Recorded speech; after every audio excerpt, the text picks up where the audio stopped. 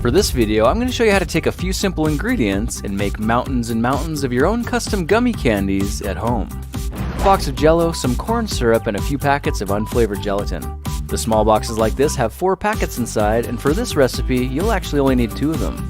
Get started by measuring out half a cup of very cold water, then squirt in a 1/4 cup of corn syrup. Cold water will help the gelatin separate properly, and the corn syrup is going to give our gummies a nice smooth texture. Now we need the corn syrup fully dissolved, so give it a good stirring until the water turns completely clear. Then go ahead and pour the sugary liquid into a pot, but don't turn on the stove just yet. I'll show you what happens if you do in just a minute. Go ahead and add both packets of unflavored gelatin to the pot, then pour in the entire packet of jell-o.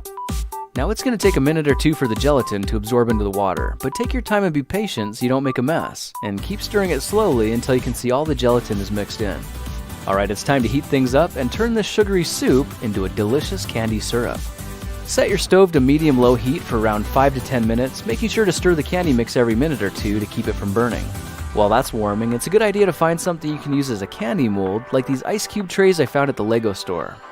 When you see the gelatin is completely liquefied, the syrup is ready for pouring, and you should be able to pour it straight into the molds. But be careful not to spill, because the syrup's extremely hot and will burn you.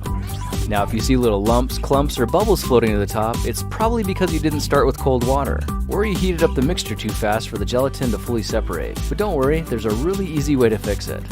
Pour all of the syrup into a tall and narrow, heat-resistant container like a large drinking glass. As you do, you'll immediately notice all the bubbles and gelatin lumps start rising to the top. Let it sit for around 10 minutes to give it all a good chance to settle and cool a bit, and you'll soon see all the impurities collect together at the top and separate into a layer of gummy foam. Now check this out, all you have to do is reach in with a spoon or a spatula and scrape this newly formed skin away. Just like that, you've got yourself a beautiful and impressively clean gummy syrup ready for casting. And to make the next steps as easy as possible, I'm collecting the magical syrup in a condiment container. These kind of containers are perfect for filling up your molds. They're super easy to control, and you can squirt the syrup exactly where you need it, which helps avoid spilling or overflowing the molds with too much gummy.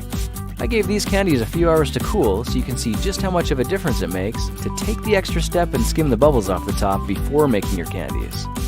Alright, let's see how our gummy mix does with a much more intricate and detailed ice cube mold like this one.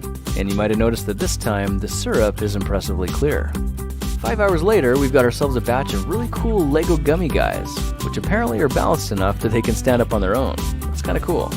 Now just for fun, I made a silicone mold from actual Lego bricks and a 2-part silicone mix from a special effects supply store.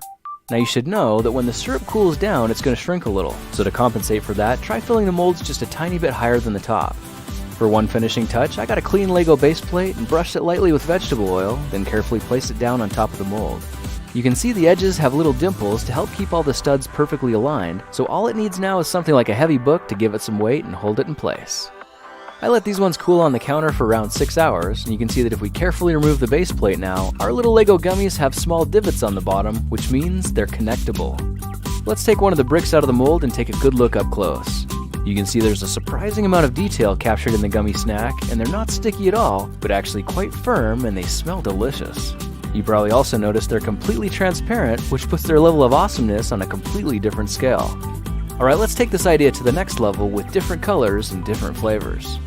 I tripled the recipes and made 7 different batches, then let them cool overnight so they'd all be crystal clear. Now if you try doing this yourself, you might find that getting them out of the cups is pretty tricky.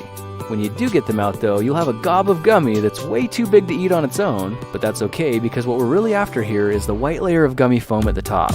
Now if you're really careful, you can use something like a kitchen knife to slowly trim the top layer off, which will leave you with a huge chunk of gummy goodness. And these transparent gummy blocks can be remelted on medium-low heat and molded into any shape you want. I made a candy mountain of Lego gummy bricks in all kinds of colors, shapes, and sizes. And if you look closely, you can even see some little gummy guys in there as well. In keeping with the Lego theme, I went back to the store and picked up a bunch of containers just so I could have a unique place to store my custom candies.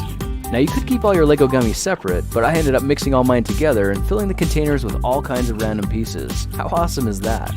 The best part is, if you snap on the lid and keep them in the fridge, they can stay good for up to a month.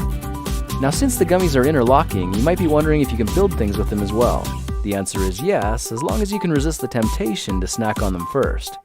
For one last experiment, try finding a handful of chewable vitamin C tablets and powderize them in a blender for about 30 seconds. I used 8 tablets or 4,000 milligrams for this batch, and when you mix the powder into the gummy syrup, you've just made your candies vitamin C enriched. Of course, these are a slightly healthier version, but more importantly, it gives them a slightly sour taste, making them even more delicious and extremely addictive. Well, now you know how to use a few simple ingredients to make a bucket full of colorful Lego gummies that are stackable, snackable, and fun to share. By the way, you don't have to make your gummies into Legos. You can actually make anything you can think of. I converted some of my leftover syrup into an assortment of AA, AAA, and D-cell batteries.